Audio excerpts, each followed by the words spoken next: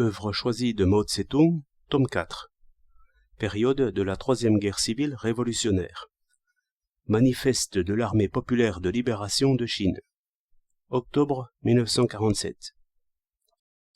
Après avoir brisé l'offensive de Chiang Kai-shek, l'Armée populaire de libération de Chine a maintenant déclenché une contre-offensive de grande envergure. Nos armées du front sud avancent vers le bassin du Yangtze, et celles du front nord vers le chemin de fer chinois de Changchun et la voie ferrée Peiping-Liaoning. Partout où arrivent nos troupes, l'ennemi s'en va à la débandade, et le peuple nous accueille par des ovations enthousiastes. La situation entre l'ennemi et nous a connu un changement fondamental par rapport à ce qu'elle était il y a un an. Le but poursuivi par notre armée, comme il a été maintes fois proclamé devant la nation et le monde, c'est la libération du peuple chinois et de la nation chinoise. Et à l'heure actuelle, il s'agit d'exécuter ce que le peuple tout entier demande instamment, c'est-à-dire de jeter à bas le principal fauteur de guerre civile, Chiang Kai-shek, et de former un gouvernement démocratique de coalition, afin de parvenir à notre objectif général, la libération du peuple et de la nation. Pour obtenir sa libération et l'indépendance nationale, le peuple chinois s'est battu héroïquement contre l'impérialisme japonais pendant 8 longues années. Après la capitulation du Japon, le peuple désirait ardemment la paix, mais Chiang Kai-shek réduisit à néant tous les efforts du peuple pour la paix et fit peser sur lui le désastre d'une guerre civile sans précédent. Ainsi, il ne reste à toutes les couches du peuple de notre pays d'autre issue que de s'unir pour renverser Chiang Kai-shek. Ce n'est pas par hasard que Chiang Kai-shek a adopté sa politique actuelle de guerre civile.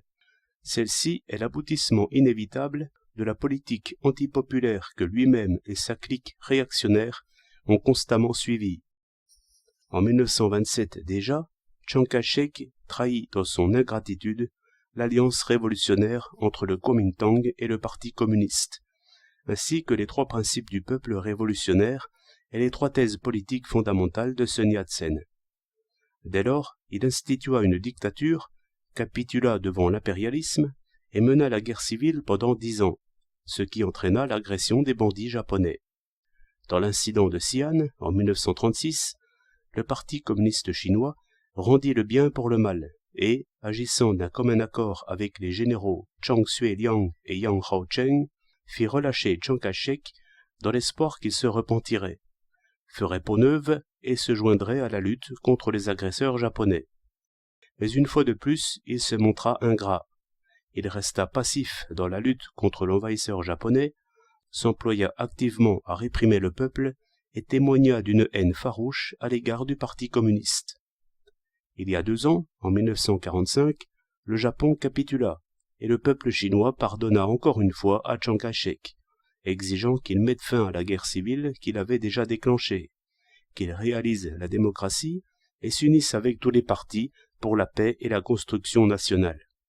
Mais l'accord de trêve signé, les résolutions de la conférence consultative politique adoptées et les 4 engagements proclamés, Chiang Kai-shek, ce prodige de déloyauté, récusa aussitôt le tout.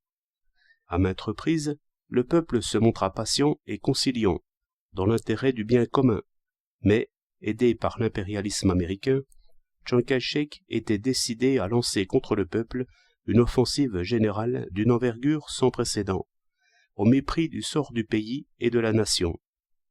Depuis janvier de l'année dernière, 1946, du moment où fut annoncé l'accord de trêve, Chiang Kai-shek a mobilisé plus de 220 brigades de ses troupes régulières et près d'1 million de soldats des troupes disparates, et a lancé des attaques de grande envergure contre les régions libérées que le peuple chinois avait arrachées à l'impérialisme japonais au prix de combats sanglants. Il s'est emparé successivement de villes comme Shenyang, Foshuan, Pensi, Seping, Changchun, Yongqi, Changte, Xining, Chongqiakeo, Huaiyin, Hotze, Linyi, Yunnan, Yantai et de vastes régions rurales.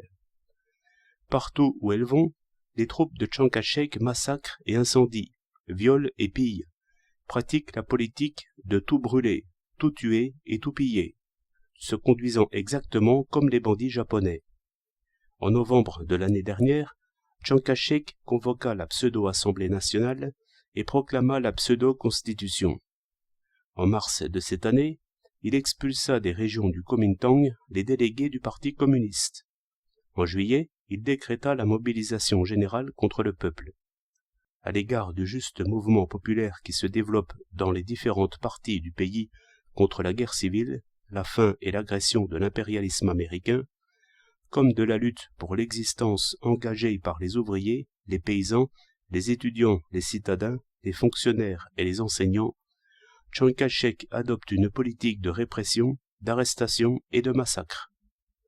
À l'égard de nos minorités nationales, il pratique la politique de chauvinisme Grand Han, de persécution et de répression par tous les moyens possibles.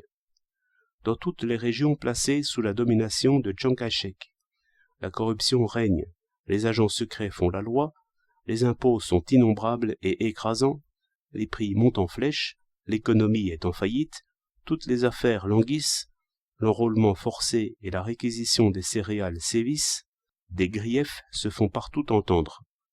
L'immense majorité de la population du pays est ainsi plongée dans un abîme de souffrance. Cependant, les oligarques de la finance, les fonctionnaires corrompus et concussionnaires, les despotes locaux et les mauvais hobereaux, tous, avec Chiang Kai-shek en tête, ont rassemblé d'immenses fortunes.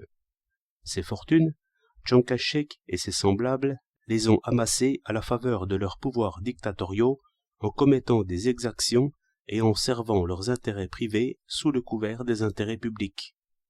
Pour maintenir sa dictature et poursuivre sa guerre civile, Chiang Kai-shek n'a pas hésité à aliéner les droits souverains de notre pays à l'impérialisme étranger, et s'est entendu avec les forces américaines pour qu'elles restent à Tsingtao et ailleurs, et a fait venir des États-Unis des conseillers qu'il fait participer à la direction de la guerre civile et à l'instruction des troupes pour massacrer ses propres compatriotes. De grandes quantités d'avions, de tanks, de canons et de munitions pour la guerre civile sont venus des États-Unis. Des sommes colossales consacrées à la guerre civile sont empruntées aux États-Unis.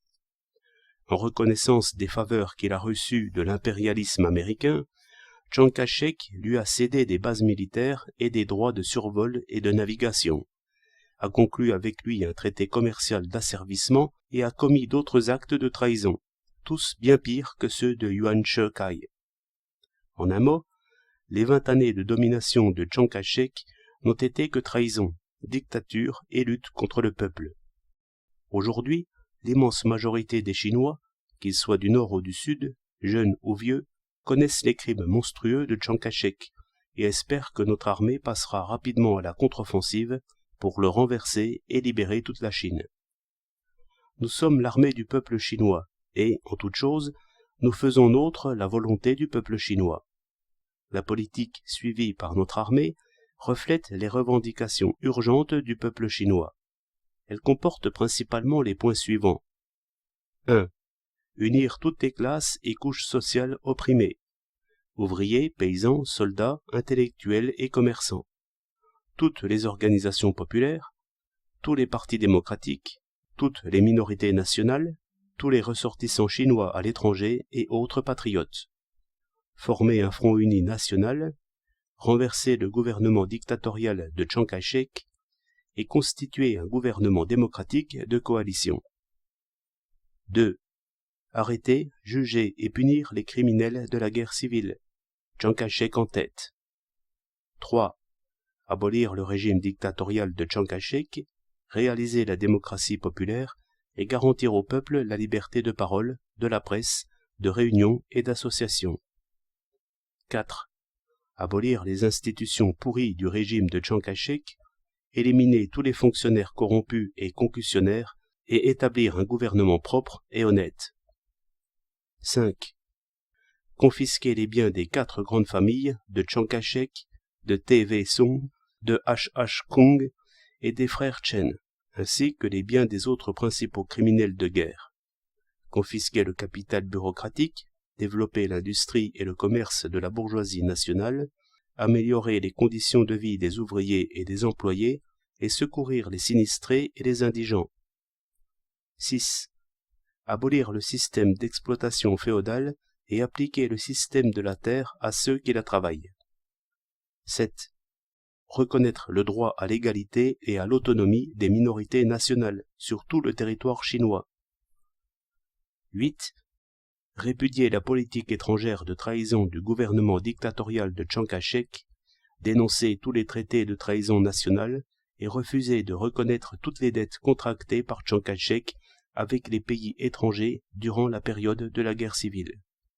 Exiger du gouvernement des États-Unis le retrait de ses troupes stationnées en Chine, qui sont une menace pour l'indépendance de la Chine, et s'opposer à ce qu'un pays étranger, quel qu'il soit, aide Chiang Kai-shek à poursuivre la guerre civile ou tente de faire renaître les forces agressives du Japon. Conclure des traités de commerce et d'amitié avec les pays étrangers sur la base de l'égalité et de l'intérêt réciproque. Nous unir dans une lutte commune avec toutes les nations du monde qui nous traitent sur un pied d'égalité. Telle est la politique fondamentale suivie par notre armée. Elle sera mise en pratique immédiatement, partout où ira notre armée. Elle est conforme aux exigences de plus de 90% de la population de notre pays. Notre armée ne rejette pas tous les membres du personnel de Chiang Kai-shek, mais se donne pour ligne de conduite de les traiter différemment selon les cas. Autrement dit, les grands criminels seront punis, ceux qui sont complices par contrainte ne seront pas poursuivis et ceux qui rendent des services méritoires seront récompensés. Quant à Chiang Kai-shek, le principal fauteur de guerre civile qui a commis les crimes les plus odieux, et tous ses complices endurcis qui ont foulé le peuple aux pieds et sont stigmatisés comme criminels de guerre par les larges masses, notre armée les traquera, fût-ce au bout du monde, en sorte qu'ils soient jugés et punis selon la loi. À tous les officiers et soldats de l'armée de Chiang Kai-shek, tous les fonctionnaires du gouvernement de Chiang Kai-shek et tous les membres du parti de Chiang Kai-shek, notre armée donne cet avertissement. Ceux dont les mains ne sont pas encore tachées du sang des innocents doivent s'abstenir rigoureusement de se joindre à ces criminels. Ceux qui ont fait du mal doivent cesser immédiatement, se repentir, faire peau neuve et rompre avec Chiang Kai-shek. Nous leur laisserons la chance de racheter leurs crimes par des services méritoires. Notre armée ne tuera ni ne maltraitera aucun des officiers ou soldats de l'armée de Chiang Kai-shek qui déposeront leurs armes, mais les acceptera dans nos rangs s'ils veulent rester, ou les renverra chez eux s'ils veulent s'en aller. Les troupes de Chiang Kai-shek qui se soulèvent et se joignent à notre armée, ou les personnes qui travaillent pour notre armée ouvertement ou en secret, seront récompensées. Afin de renverser Chiang Kai-shek et de former un gouvernement démocratique de coalition dans un bref délai, nous faisons appel à nos compatriotes de tous les milieux pour qu'ils coopèrent activement avec notre armée, là où elle est présente, pour balayer les forces réactionnaires et instaurer l'ordre démocratique. Dans les endroits où notre armée n'est pas encore parvenue, ils doivent prendre d'eux-mêmes les armes, résister à l'enrôlement forcé et aux réquisitions de céréales, procéder à la distribution des terres, refuser de reconnaître les dettes et profiter des lacunes dans les régions contrôlées par l'ennemi pour développer la guerre de partisans. Afin de renverser Chiang Kai-shek et de former un gouvernement démocratique de coalition dans un bref délai, nous faisons appel au peuple des régions libérées pour qu'il mène la réforme agraire à bonne fin, consolide les bases de la démocratie, développe la production, applique un régime de stricte économie, augmente la puissance des forces armées populaires, balaie les derniers points d'appui de l'ennemi et soutienne le front.